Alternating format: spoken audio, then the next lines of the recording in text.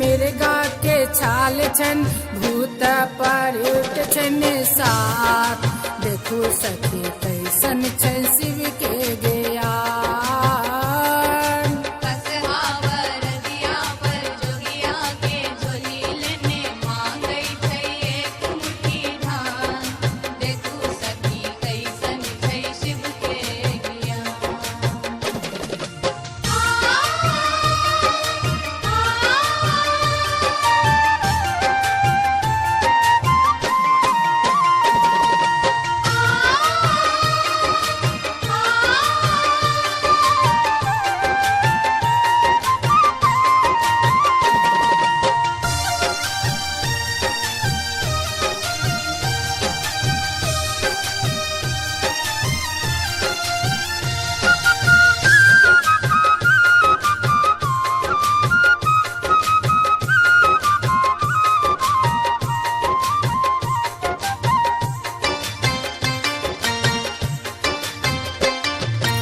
ओखर न मुसर छन चलनी न सूप छन कैसे कूटे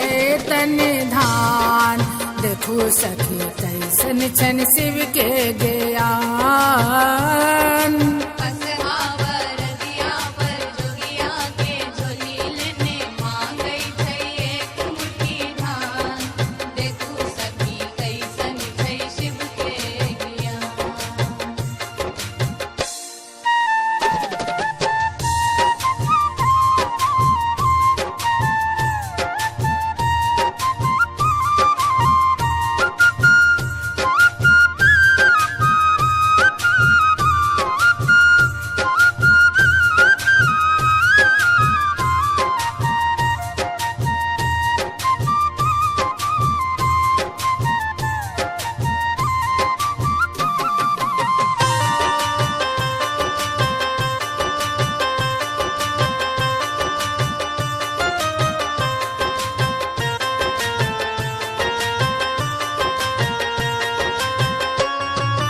टूटल कराही छन टूटल करे छुलेबा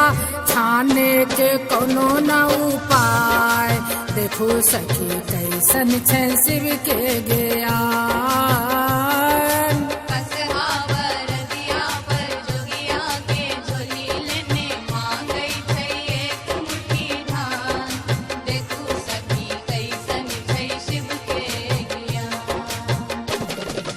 बसहा बरदिया पर जोगी एक झोली निन मांगै छै एक मुट्ठी धान देखू सखी कैसन छन शिव के